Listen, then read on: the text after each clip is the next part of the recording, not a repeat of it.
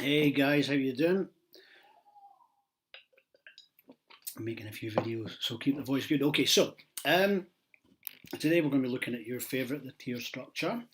Um, the One of the keys to being get better at getting marks in close reading is to actually be able to identify what gets marks. Okay, and the difference can be really subtle. So today we're going to show you three examples of what gets marks, but we're also going to show you one example of what doesn't, but reflects the kind of things that we see when we're marking close reading in school. Okay, not just for you guys, but for everybody. This is the sort of where the line comes, and the irony is, what might be a 2 mark answer at National 5 doesn't get a mark at higher because it's just not quite good enough.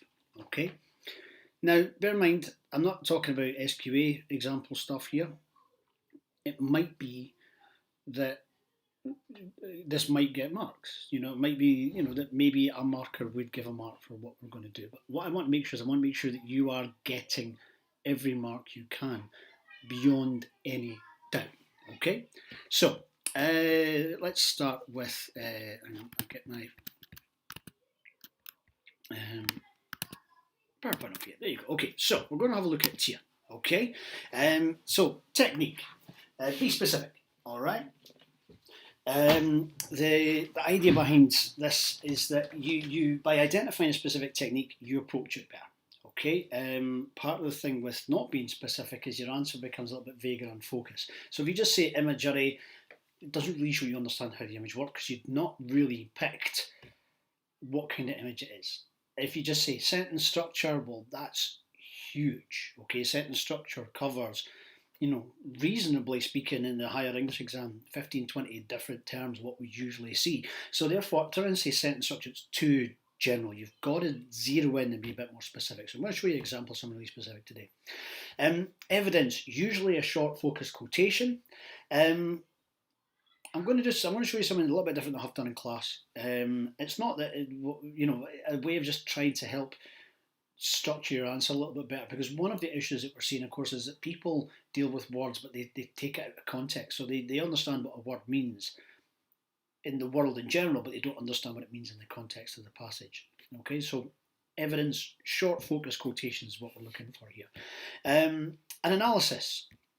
You're showing how language reveals meaning. You're not telling us what the words mean.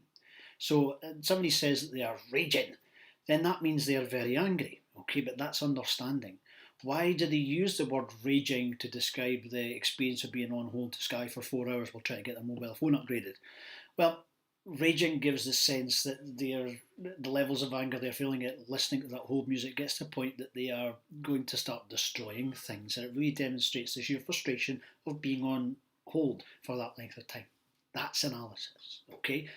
What the effect of the word is, not what the word means. Now, you have to show that you understand that meaning, but you don't get marks for it. You've got to show how that meaning conveys a bigger idea. Okay, so how that word shows a wider meaning. Okay, why it's important in showing their opinion about the bigger thing. So this word shows an opinion of the big thing. Okay, and last thing is relate it back to the question. If you don't relate it back to the question, then you don't get the marks, and that is fair. Okay, how does the word choice show a writer's attitude? Oh, the word means this, and this means that, and that means that, so therefore we can think this. What is the writer's attitude is really what the question is asking. You need to state it explicitly. So make sure you relate clearly back to the question. And relating back to the question is not just restating the question with a couple of words from the quote. And that's one of the things that we're going to need to work on a wee bit as well, maybe. So the process. Okay, remember, always. Under exam conditions, step 1, read the whole passage, right? Step 2, read the question. Step 3, read the lines you're directed to a second time. As you read it, particularly in real exam, underline examples of language as you go, okay? So you know what you're looking for. And then look for words that carry meaning, okay? Things like similes, metaphors, interesting uses of punctuation, anything that you can see in there, okay? Don't highlight whole sentences. Be focused, okay? So pick out a handful of things that you're pretty confident that you can identify. If you don't know what a word means and there's something else you can answer on, do the something else. Only do that word that you don't know what it means when you've got nothing else to answer. And even then, you probably ought to give that word a good guess. Okay? And again, keep quotations brief. 1 to 5 words is almost always enough for word choice. 1 is usually ideal. But I want to show you how you might quote more and still be quite focused with a word choice quotation. Okay, so step 1. I'm going to let you see a little extract on an article called Addicted to Shopping, about, well, being addicted to shopping. It may surprise you to hear, right? So I'm going to get you to read it. It was an old higher exam back in 2013. And I want you to read the passage first of all, and then I'm going to give you a question. And I'll let you see some examples of those questions, okay, and what the answers might look like. You will get your chance to do your own practice in a minute, okay? So, this is a story about modern consumerism. It's being written being written inside a mall. From my vantage point, to be uncomfortable and placed alongside a digital screen pulsing ever-changing adverts, selling other outlets, other products, other ways to spend. I could watch shoals of people hurrying in and out of stores, honouring the creed of turbo consumerism. Live to shop. I'm going to make this a little bit bigger. Yeah, that's just gone too far now. But anyway, right. So, don't you just love online lessons?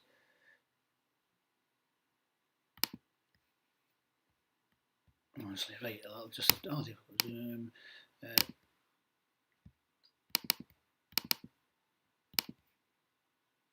why is there not a custom option? All right. Okay. Right.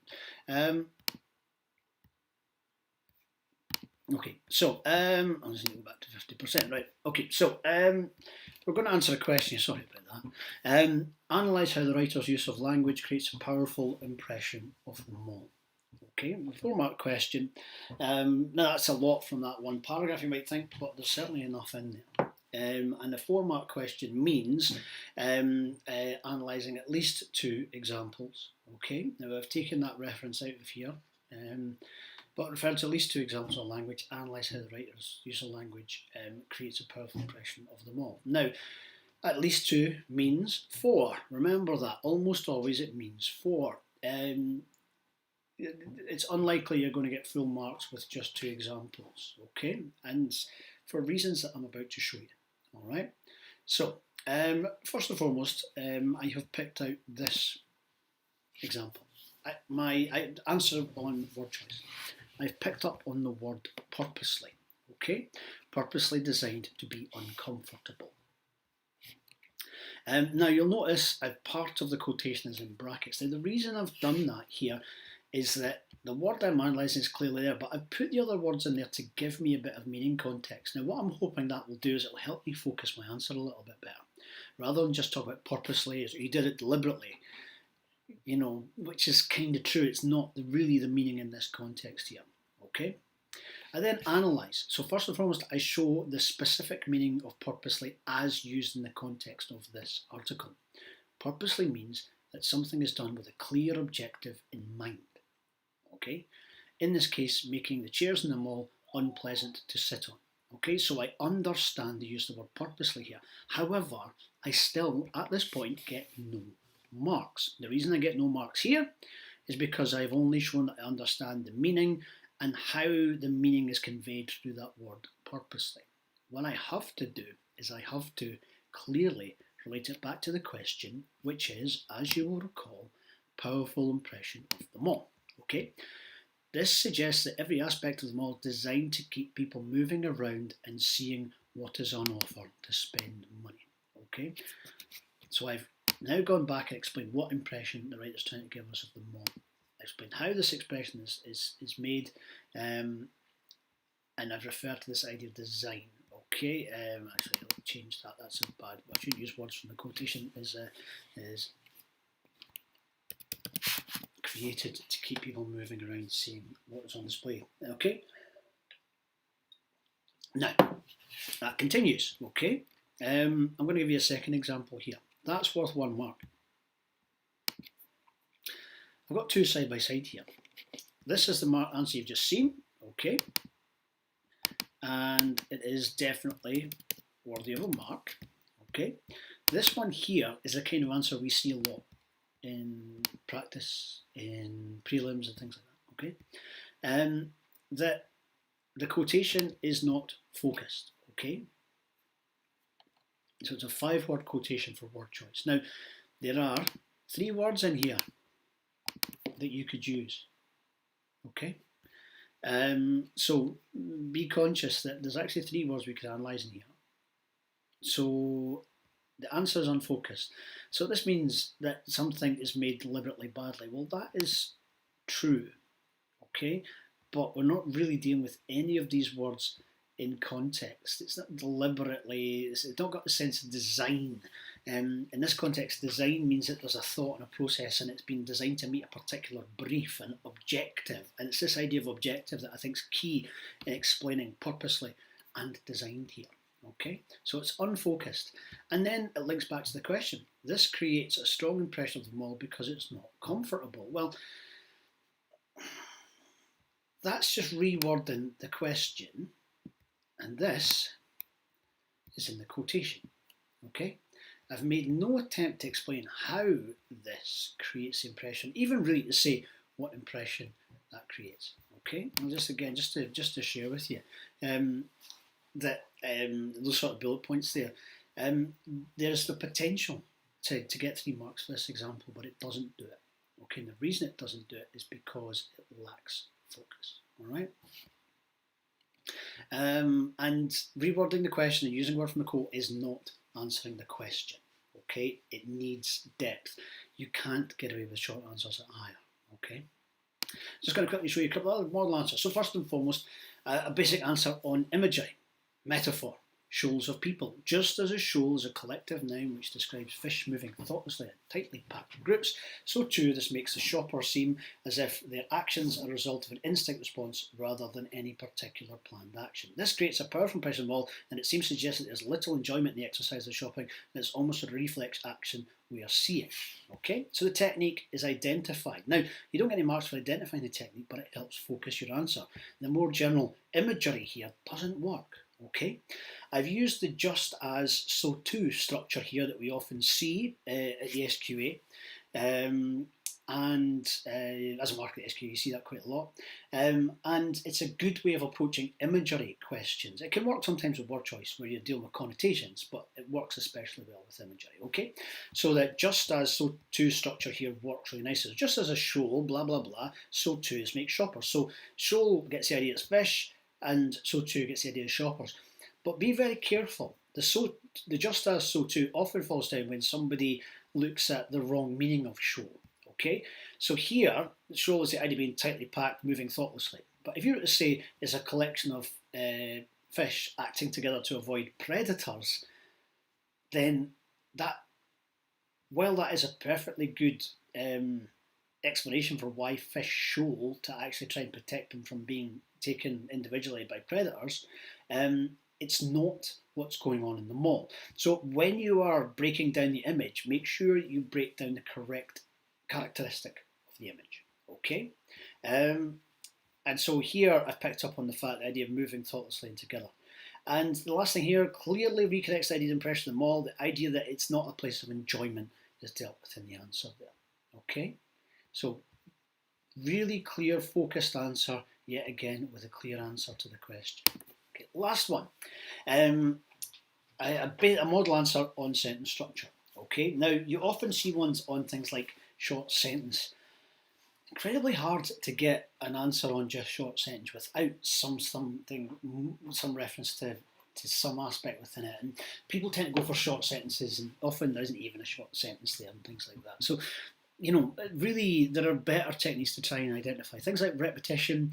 We'll do examples later another day on things like rhetorical questions and things like that. But here I picked up on the technique of repetition, which again is a really common one. And because it's a repetition of threes, it's also a technique called tricolon, the idea of rule of threes. And even better, it's actually true tricolons I've identified. I've quoted the whole thing here with all the others. Now, you might just do repetition of other, you know, or repetition of spend. But I've quoted the whole thing here because, again, it's going to give me a bit more to demonstrate context, okay? It's not going to take me a huge amount more time to write that than repetition of other. The use of tricolon to repeat the idea of other to suggest more to use the use of tricolon to repeat the idea of other to suggest more emphasises the idea that malls are designed to increase activity levels of shoppers, further reinforced by the repetition spend to show that getting them to visit more shops will increase profits. This suggests that the mall design is very manipulative, trying to control and exploit shoppers for financial gain. Okay, so I've gone back to that question. Okay, and again, just please note I've used the technique, but I've connected it really clearly to the meaning.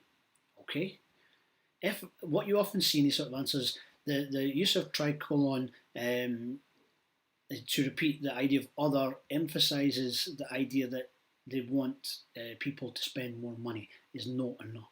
That's that sort of national 5 level answer that we tend to see. You need to connect it clearly to the intended meaning. And so the part that we don't tend to see, that tends to be missing, is this bit I've highlighted here. Right? That's what tends to be missing. What as an answer that we tend to see is tricolon, the idea of other to suggest more, shows that getting them to visit more shops will increase profits. That's the level of answer we get, and we need this part here to reinforce the meaning. Okay, this little part here is really important for sort of demonstrating that meaning. A second,